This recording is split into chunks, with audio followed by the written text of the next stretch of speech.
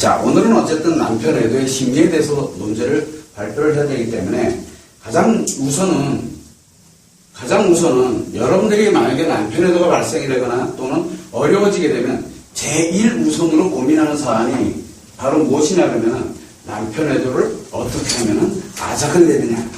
여기에 초점이 맞춰져야 됩니다. 한마디로 얘기해서 남편 외도에 대해서 응징하는 문제가 발생해요. 자, 그러면은 남편 외도를 응징하는 게 과연 좋은 거냐? 응징하는 게 과연 좋을 거냐? 남편 외도에 대해서 남편을 까부시든 아니면 그 상대 여자를 까부시든 뭐를 하든 간에 내가 무엇인가를 응징이라는 게 뭡니까? 응징이라는 건 응징. 복수하는 거예요. 복수예요, 복수. 객가를 치르게 하는 거예요. 이게 복수입니다, 복수. 자, 복수하는 방법인데 참 재밌어요. 복수는 왜 합니까? 복수는 내가 피해를 입었으니 이 복수를 통해서 뭐를 합니까? 가해를 하겠다는 뜻이에요. 그죠? 피해를 가해로 내가 대체를 하겠다는 뜻이에요. 자, 그렇다면은 이 응징에 관련되어 있는 남편에 대한 내가 입은 피해를 이 응징을 통해서 가해로 하겠다는 얘기예요. 자, 피해자와 가해자의 차이점은 뭡니까? 피해자와 가해자의 차이점. 피해자는 당하는 거고 가해자는 당하는 걸 주는 사람이죠. 즉, 여기에서의 피해자와 여기에서의 가해자는 같은 사람이에요. 가해자와 피해자가 같아요. 자, 여기에 문제는 뭐냐면은, 응징을 했어. 나는 사람들에게 아프고 힘들지만 응징하지 말라고 수없이 얘기를 해요. 아주 수없이 많이 얘기해요. 응징하면 안 된다고. 왜? 응징을 한번 볼까요? 복수하는 방법. 죄값을 치르게 하는 거죠. 내 손으로. 그죠? 내 손으로 내가 죄값을 치르게 하는 거야. 그럼 치르게 하는 방법은 상대가 누구야? 남편이 있을 거고, 또 상대가 상간녀가 있을 거란 말이에요. 그러면 이 둘 중에 한 명에게 복수를 했어. 그러면 이제 남편에 대해서 끝난 거예요. 끝난 거야. 자, 남편을 보복을 했어. 그러면 상간녀에 대해서 공격할 수 있어, 없어요? 일사부재리의 원칙이라는 게 있잖아. 그러면 남편을 공격하면 분노를 한번 했어. 그럼 그걸로 끝내야 돼요. 왜? 했잖아, 이미. 그럼 끝난 거야. 응징했잖아. 그런데 왜 또 응징하냐고. 응징하고 또 응징하고. 언제까지? 자기 분 풀릴 때까지? 그거는 죽은 사람 계속 죽이는 것밖에 안 되는 거야. 왜 이 얘기가 나오냐면 바로 가해자와 피해자의 개념을 집어넣어버리니까 이렇게 되는 거야. 인간관계에다 가해자와 피해자 개념을 집어넣어버리게 되면 복수는 판결 내리는 거랑 같은 거야. 하나 내리면 끝이야. 남편 응징할래? 아니면 남자녀 응징할래? 둘 중에 하나 선택한다면. 둘의 관계 때문에 일이 일어났으니까 자, 다 아닌 거예요. 오케이. 조금 그건 이제 나중에 토론 시간에 질문하고. 바로 뭐냐면은 이 두 사람이 결국은 나에게 피해를 입혔다는 생각 때문에 복수를 내가 하겠다. 그래서 가해를 함으로써 내가 후련해지겠다라고 생각을 하는 게 바로 우리가 말하는 응징이에요. 그래서 응징하는 방법은 여러 가지가 있어요. 응징하는 방법은 굉장히 제일 만만한 게 다 까엎어버린다든가 아주 사회적으로 창피함을 준다든가 아니면 돈으로 막아낸다든가 뭘 한다. 자, 예를 들어서 한 명을 소송을 해봤죠. 소송을 했어. 그러면 얼마? 보통 몇 천만 원. 그러면 이 몇 천만 원에 대한 금액이 내가 남편이로부터 피해를 입은 피해 보상 금액이에요. 그럼 더 이상 남편을 공격할 명분이 있어요, 없어요? 남편 그만큼 여유자한테 팔아먹은 거예요. 그동안 노느라고 요 돈 금액만큼 내가 판 거밖에 안 돼요. 심리가 그렇게 작용을 해요. 판 거잖아. 팔아놓고 난 다음에 이미 다 팔아놓고 이거 팔아놓고 난 다음에 남편한테 뭐라고 얘기할 거예요? 또 해. 또 상간녀 생기면 너 팔아서 돈 벌 수 있으니까 돈벌이밖에 안 되는 거예요. 굉장히 무서운 거 얘기야. 이걸 명확하게 알아야 돼. 소송해놓고 또 한다? 그러면은 일사부재리의 원칙에 어긋나요. 심리가 그렇게 작용을 해요. 이걸 나중에 보면은 왜 이렇게 작용되는지를 하나하나 이제 알게 되는데, 자, 만약에 남편에게 분노를 해서 공격을 했어. 그래서 남편이 막 무너져 막 너무너무 고통받고 힘들어요. 자, 그럼 고통받고 힘들어 했으니까 대가를 치렀잖아요. 대가를 얘기하는 거예요. 대가를 그만큼 치렀잖아. 그걸 얘 공격 못해. 하면 안 되지. 이미 이쪽에서 대가 치렀는데. 그러면 양쪽을 다 공격하는 방법. 맞아. 한 방에 보내버리는 거야. 그러면 여기가 잘려. 그러면 피해 입어서 가야겠는데 뭘로 가야 그러면? 이거 둘을 다 동시에 공격하면 이혼하고 끝. 이걸 목적으로 갈 때는 둘 다 공격하면 돼. 그럼 한 방으로 끝내는 거야. 깔끔하게. 그러면 뭐가 남아요, 여기서? 남편에 대한 대가로 이혼해 준 거야. 그죠? 이런 결론이 나오게 되는 거야. 그래서 제1우선은 뭐냐면 이 응징이라는 단어가 딱 들어가는 순간 피해와 가해자로 딱 나눠지게 되는데 피해와 가해자로 나눠지게 되면 죽는 날까지 같이 못 살아요. 자, 여기에서 왜 이 얘기를 하냐면 남편에게가 발생이 됐을 때 내가 피해를 당했다 생각하고 고통받고 아파하는 이유가 과연 뭘까? 고통, 아픔. 이 이유는 뭡니까? 고통받고 아파하는 이유는 딱 하나예요.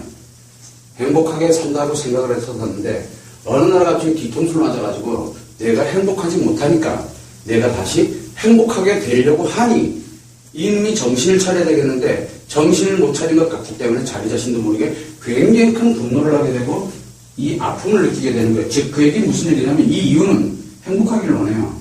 이 행복이라는 단어가 이 안에 존재하고 있어요. 지금요. 지난번에 한번 설명을 한번 드렸었는데 상처를 치료하면 행복해집니다. 상처가 없으면 행복 없습니다. 자, 여러분은 상처가 있는 게 좋을까요? 상처가 없는 게 좋을까요? 자, 상처가 있으면 치료하면 행복해져요. 상처가 없으면 치료할 게 없기 때문에 행복은 불가능해요. 자, 그러면 여러분들은 상처가 있는 게 좋을까요? 없는 게 좋을까요? 상처의 고통을 내가 아파하고 힘들어한다는 얘기는 무슨 얘기예요? 정반대 무의식에서는 바로 행복하고 싶다는 얘기예요. 난 너랑 행복하게 살고 그런데 그게 안 되기 때문에 고통을 느끼는 거예요. 자, 그런데 해례현상이 생긴다. 상처 해례현상 잊어먹었어? 없어. 그러면 나 너랑 행복하게 안 살아. 끝나는 거예요. 결국 무슨 얘기냐면 여기에서 고통을 받고 아픔을 느낀다는 얘기는 함께 행복하고 싶어하는 아직은 그 심리가 작용을 하고 있다는 얘기예요. 마음이 아직은 작용을 하고 있다는 얘기예요. 자, 그런데 응징을 한다고 해서 피해와 가해에 관련된 개념을 도입해서 남편과 상간에 대한 공격을 해버려요. 자, 화가 나니까 당연히 그럴 수 있어요. 공격을 해버리고 나면 결과는 이혼으로 끝나는 거예요. 그럼 얘는 어디로 가는 거야, 행복은? 행복 끝나는 게 내가 공격한 대가로 행복을 버리는 거예요. 그래서 응징은 굉장히 무서운 단어예요. 우리가 범죄 피해를 당한다든가 이렇게 됐을 때는 당연히 법에서 그걸 다 판단을 하고 뭐를 하고 합니다. 물론 법이 제대로 안 했을 때는 억울하기도 한 그런 면도 있겠지만 무엇보다 중요한 건 자기 손으로 자기가 내 손에 피를 묻혀서는 안 된다는 게 있어요. 내 손에 피를 묻히면 결국 또 내가 가해자가 되는데 내가 가해자가 되면 뭐예요? 누군가는 또 피해자가 된다는 얘기잖아요. 이 피해자가 또 보복을 하면 또 가해자가 되고 또 피해자와 가해자를 계속 양산하는 그래서 외도가 많이 하는 거예요. 외도가 개나 소나 다 하고 있는 거예요. 지금 아무나 다. 한 집 건너 하나씩 해. 요즘은 한 집 건너 하나 해. 아니 그거보다 훨씬 더 많을지도 몰라. 왜 이 정도로 만연화가 됐냐? 바로 피해가해를 당해왔기 때문에 그래요. 그래서 우리가 외도 상담을 한다든가 외도에 관련되는 뭔가를 다루는 사람이 나올 때는 피해자와 가해자 개념, 즉 잘잘못의 개념을 하는 사람이 있으면 그건 이유야를 막론하고 무조건 판 깨는 사람이에요. 판 깨는 사람. 뭐 어떤 판? 두 사람이 행복하게 살아갈 수 있는 판을 깨는 거예요. 물론 우리가 이 관련된 내용을 치료하다 보면 자기가 상처와 분노와 상처에서 회복이 돼서 그리고 난 다음에 이렇게 살아서는 내가 안 되겠다. 또는 그 남편이 아직도 정신을 못 차리고 있다. 뭐 한다. 이렇게 됐을 때 내가 할 만큼 다 해보고 이건 도저히 아니다 생각할 땐 같은 방향으로 갈 수가 없기 때문에 서로가 서로에게 방향이 다르면 헤어지고 이혼하는 게 순리예요. 맞아요, 그게. 부부라는 게 뭡니까? 부부는 공동의 같은 목표, 목표를 향해서 같은 목표, 즉 행복이라는 같은 목표를 향해서 함께 가는 객체가 만난 사람들을 부부라 그래요. 즉 A라는 사람이 생각이 있고 B라는 사람이 생각이 있습니다. 즉 생각이 뭐라 했습니까? 마음이라 그랬죠. 마음. A라는 사람과 마음과 B라는 사람의 마음이 결합을 해서 공동의 목표를 향해서 함께 가는 사람을 부부라고 얘기를 합니다. 만약에 예를 들어서 A라는 사람의 생각과 B라는 사람의 생각, 즉 A라는 사람의 마음과 B라는 사람의 마음이 방향이 틀리면 이혼해야 돼요. 그건 이혼하는 게 순리예요. 서로를 위해서, 아이들을 위해서도. 나는 이혼하지 마라가 아니에요. 이거를 정확하게 자기 마음을 치료하고 그리고 난 다음에 판단해도 늦지 않다라는 얘기예요. 그러나 여기에서 피해와 가해에 관련되어 있는, 그래서 고통과 아픔을 느끼게 되니까 복수를 하겠다고, 응징을 하겠다고 나도 모르는 사이에 계속 하고 있게 되면은 회복이 안 돼요. 회복이. 왜? 바로 상대도 마찬가지에 아까도 얘기했지만 마음을 갖고 있고 나 또한 마음을 갖고 있거든. 내가 고통을 느끼고 아픈 건 나의 마음이에요. 그런데 상대의 마음은 뭔지를 정확하게 알지도 못한 채 도대체 무엇을 하겠다는 거예요. 그래서 지금 우리가 논할 때 바로 남편애도의 심리, 남편애도의 마음을 정확하게 먼저 알자라고 얘기하는 이유가 바로 그 본질을 정확하게 알아야 지금 현재 내 남편의 마음이 어떻게 작용되는지를 정확하게 볼 수 있는 눈이 생겨요. 근데 대부분들은 그걸 알려고 들질 않아요. 무조건 뭐부터 합니까? 응징부터 하려고 들어요.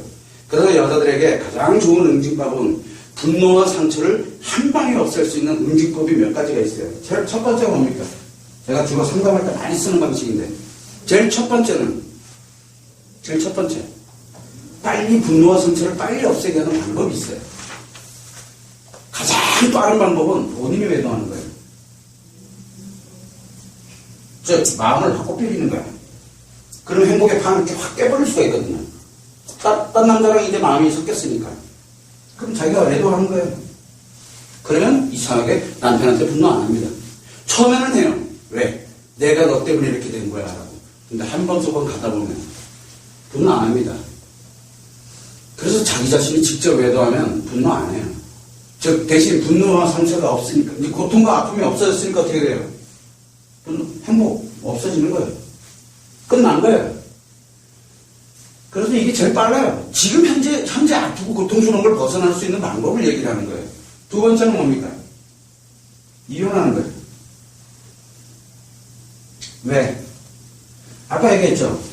A라는 사람과 B라는 사람의 각각의 마음이 목표를 향해서, 공동의 목표를 향해서 함께 가는 사람을 부부라는데 이 인연을 끊어버리는 거예요. 그러면 함께 갈 이유가 사라져버리잖아요. 행복이라는 틀 이걸 또 깨버리는 거예요. 이것도 깨지는 거예요. 신기하죠? 이혼할 때는 아파요. 그러나 이혼 딱 하고 나면 굉장히 홀가분해져요. 굉장히 편해져요. 아프지도 않고 상처도 안 생겨요. 판 깼기 때문에 그래요. 외도하는 거예요. 세 번째는 외도하는 거, 이혼하는 거. 세 번째는 뭡니까? 내 마음을 치료하고 상대의 마음을 정확하게 볼 수 있는 눈을 갖는 방법이에요. 근데 시간이 이건 굉장히 오래 걸려요. 시간도 걸리고 노력도 필요하고 마음을 보는 눈이에요. 자, 마음을 보는 눈을 가지려면 이 보는 눈부터 치료를 해놔야 될까요? 나의 심리부터 치료를 하는 이유가 치료를 하고 그 다음에 이 마음은 상대에 관련되어 있는 상대의 마음을 보는 거예요. 볼 줄 알아야 되는 거거든요. 그러면 이상하게 아까 얘기했지. 이해가 되면 어떻게 된다? 안 아파져요. 중요한 게 하나가 있죠. 이 3번에는 이 행복의 판을 안 깨요. 최소한 이 가능성을 두고 갈 수 있는 게 유일하게 3번밖에 없어요. 그런데 응징은 뭐 하는 겁니까? 응징은 어디로 가는 거예요? 둘 중에 하나, 둘, 셋 중에 1번 아니면 2번밖에 답이 안 나와요. 그래서 응징으로 들어가게 되면 1번 아니면 딱 2번으로 결론이 딱 나게 돼 있어요. 저절로. 그래서 내가 오면은 사람들에게, 많은 사람들한테 얘기합니다. 분노하는 마음, 상처를 갖고 고통받는 마음 충분히 이해를 한다. 그러나 순리대로 가야 된다. 이럴 때일수록 호랭이에게 물려가더라도 정신만 차리면 산다 그랬어요. 똑같은 이치거든. 아무리 고통스럽고 아픔의 속에서 살아갈지라도 이 행복의 틀만큼, 이 행복의 판, 함께 가는 이 행복에 관련되는 것만큼은 절대 깨지 말라고 얘기하는 거예요. 그 이유가 바로 응징을 하지 못하도록 하기 위해서 그래요. 그래서 주변 사람들도 못 만나게 하고, 왜? 주변 사람들 만나면 어떻게 합니까? 무조건 이 얘기 나와요. 응징해라. 둘 중에 하나예요. 주변 사람들이 응징하라고 얘기하는 사람들은 너 그리고 왜 사니? 라고 얘기하는 사람들의 공통점은 뭐냐? 첫 번째, 자기는 못 해봤으니까 니네도 한번 해봐. 자기는 요렇게 해봤는데 니네도 요거 한번 해봐. 어떻게 사는지 보게. 뭐 하는 거야 도대체? 두 번째 또 하나 있죠. 자기가 이걸 하고 있던가. 아니면 자기는 외도의 고통을 몰라요. 셋 중에 하나죠.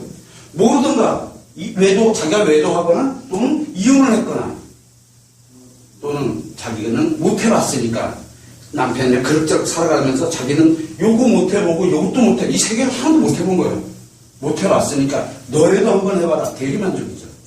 이혼하고 딴 남자랑 노는 꼬라지 보고 좀 망가져 보라는 얘기야 네가. 그러고 나면은 난 대리만족이 되잖아요.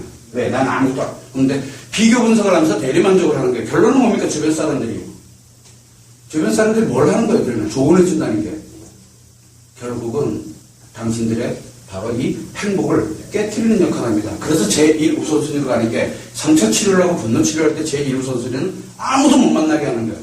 아무도. 만나지도 하다못해 어머니 아버지조차도 못 만나게 해요. 나중에 치유되고 나서 행복해지면 어머니 아버지를 만날 수가 없게 돼요.